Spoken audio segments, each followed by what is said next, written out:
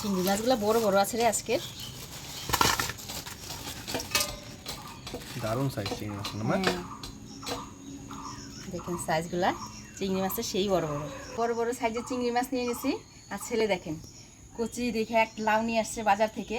আজকে এই লাউ দিয়ে চিংড়ি মাছ রান্না করব। আর এই যে দেখেন গতকালকে মেয়ে আসছিল, এই করলাগুলা নিয়ে আসছে ওদের বাড়ির গাছের। তো আজকে এই করলাগুলা দিয়ে সরষা দিয়ে চচ্চড়ি করব। প্রথম থেকে শেষ পর্যন্ত ভিডিওটা আপনারা দেখতে থাকেন। কলার পাতাগুলো পরিষ্কার হয়ে গেছে, ধুয়ে গেছে।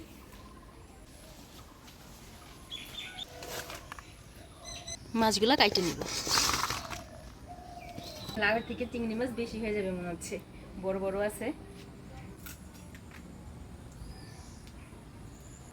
এরকম বড় সাইজের চিংড়ি মাছ দিয়ে চিংড়ি মাছের মালাইকারি দারুণ লাগবে খাইতে।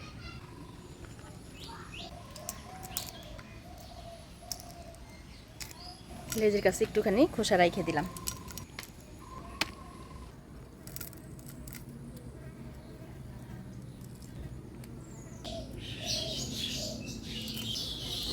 মাছগুলো কুটে নিলাম। চিংড়ি মাছের ভেতরে যে নাকটা আছে বের করে নেব।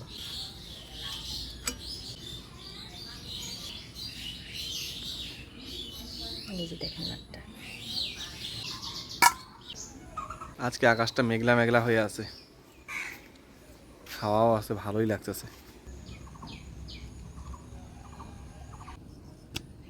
চিংড়ি মাছটা কাইটে বাইছে নিলাম, এবার ধুয়ে নিব। মাছ ধুয়ে নিয়ে আসলাম।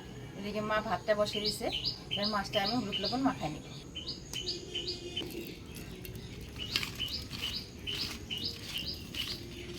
হলুদ লবণ মাখিয়ে নিলাম, এবারে সবজিগুলো কাইটে নিব। লাউটা দেখেন একদম কুচি, এখন কিন্তু লাউ খাইতে খুব ভালো লাগবে। দেখো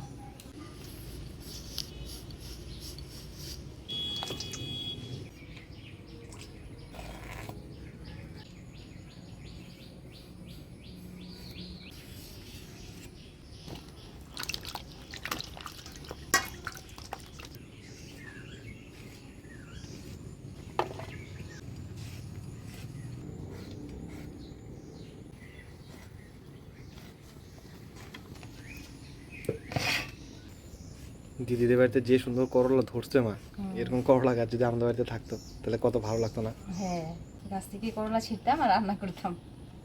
বাড়ির গাছের সবজি তুলে যে রান্না করার যে কি আনন্দ আপনাদের বইলে বোঝানো যাবে না। নিজের হাতে বইনে।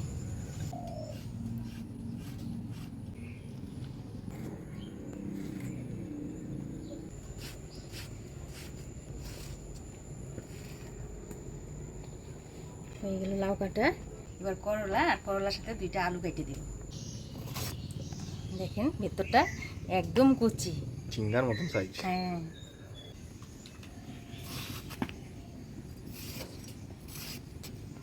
করলাটা আমি লম্বা লম্বা করে কেটে নিলাম।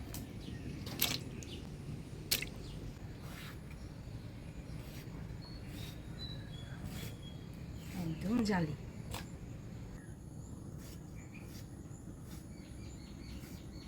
একটা করলাতেই অনেকটা হয়ে গেছে, আগে দুটা থাক, একটাতেই হয়ে যাবে।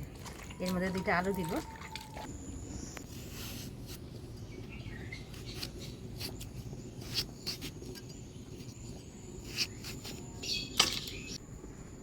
আলুটা লম্বা করে কাটিয়ে নিলাম।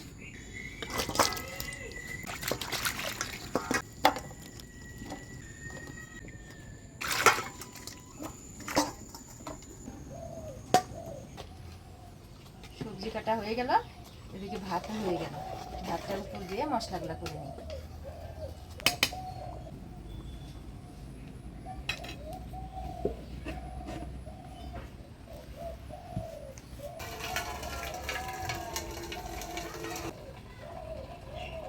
লাউ রান্না করার জন্য আমি এখানে আদা, জিরা, ধইনা, সামান্য রাঁধুনি আর কাঁচা লঙ্কা দিয়ে একসাথে বাইটে নেব।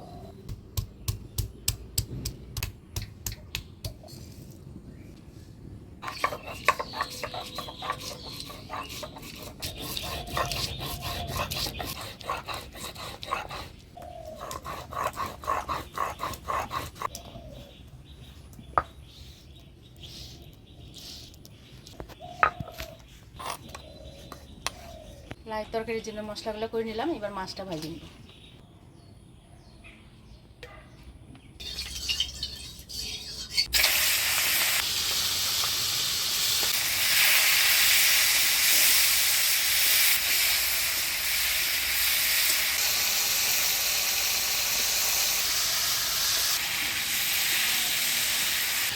চিংড়ি মাছগুলো ভাজি নিলাম, এবার নামিয়ে নিব।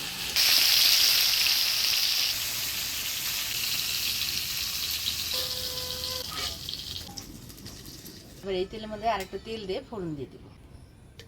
ফোড়নে দিয়ে দেবো শুকনো লঙ্কা, গোটা জিরা, তেজপাতা। দিয়ে দিচ্ছি বাটা মশলা।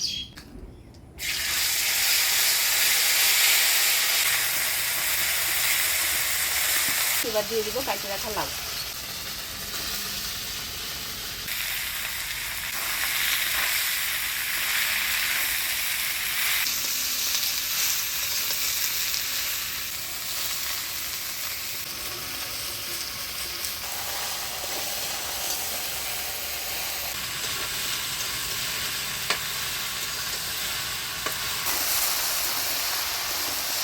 এবার দিয়ে দেবো হলুদ লবণ।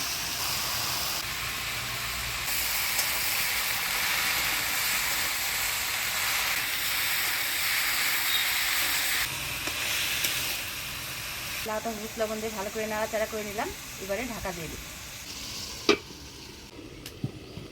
কাঁচা লঙ্কা, সরষা আর অল্প লবণ দিয়ে বাইটে নিব।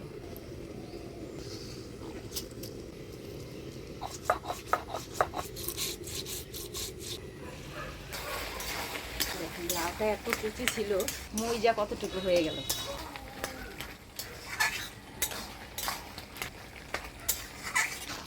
লাউটা ভালোভাবে নাড়াচাড়া করে নিলাম। লাউটা একটু ঝোলঝোল করে রান্না করব, তো ভালোভাবে মজিয়ে নিলাম। এবার অল্প জল দিয়ে দিই।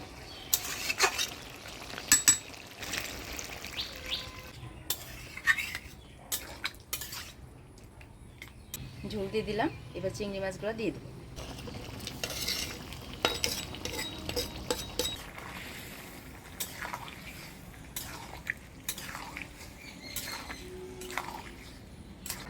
মাছ দিয়ে দিলাম, এবার 2 মিনিট ঢাকা দিয়ে জাল দিয়ে নিই। যে দেখেন আমাদের বাড়ির বিলাতি ধনেপাতা খুব একটা হয় নাই, 4-5টা পাতা তুলে নিলাম। দারুণ সেন্ট। আজকে লাউয়ের তরকারিতে এই ধনেপাতা দিব।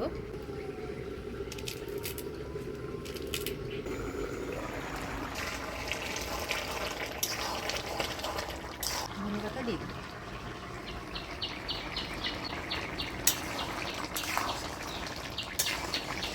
যা সেন্ট বেরোয়েছে এখনই। চিংড়ি মাছ দিয়ে লাউয়ের তরকারি হয়ে গেলে এবার নামিয়ে নিব। চিংড়ি মাছ দিয়ে লাউয়ের তরকারিটা একটু ঝোলঝোলি রাখলাম।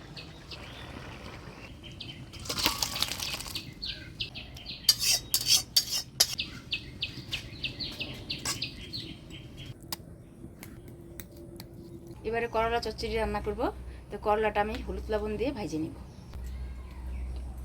কড়াইটা আর গরম হয়ে গেছে বেশি।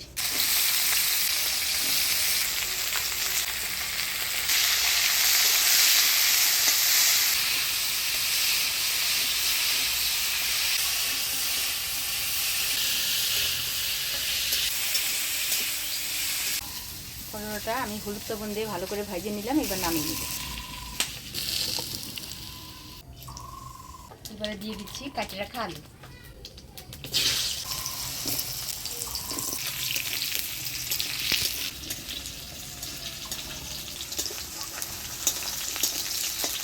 আলুটা ফোড়নে তেলে নাড়াচাড়া করে নিলাম, এবার দিয়ে দেবো হলুদ লবণ। এবার দিয়েছি ভাজে রাখা করলা।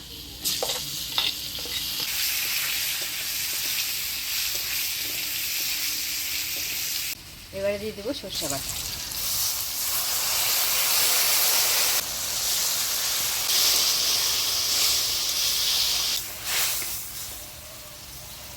সরষে বাটা দিয়ে নাড়াচাড়া করে নিলাম, এবারে ঢাকা দিয়ে দিই।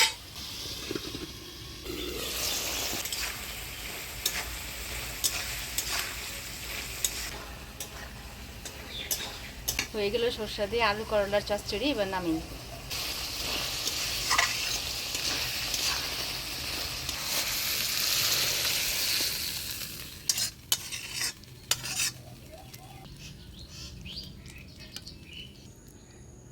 করলা চচ্চড়ি।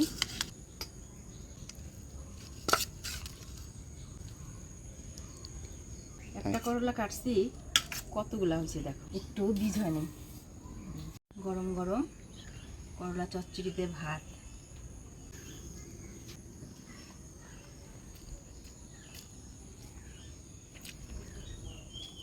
করলাটা কিন্তু তেমন তিতা না, আমি তো ভাবছিলাম কত তিতা হবে, জাংলার করলা তো অতটা তিতা হয় না।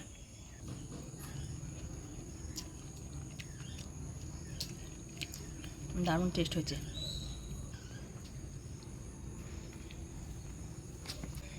করলা চচ্চড়ি খুব ভালো হয়েছে। গরম গরম ভাতে করলা চচ্চড়ি ভালোই লাগে।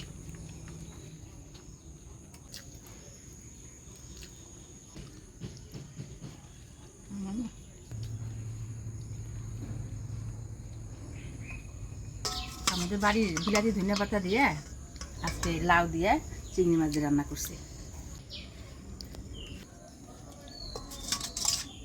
ওই না তার সেন বাড়িছে খুব।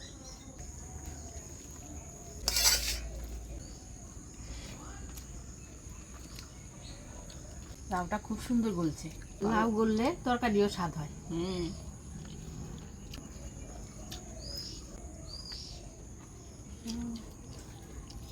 এই জন্য তো এত স্বাদ। আজকে রান্না দুটো কেমন লাগলো অবশ্যই কমেন্টে জানাবেন। ভিডিওটা ভালো লাগলে লাইক শেয়ার করবেন। দেখা হচ্ছে পরবর্তী ভিডিওতে। ভালো থাকবেন, সুস্থ থাকবেন।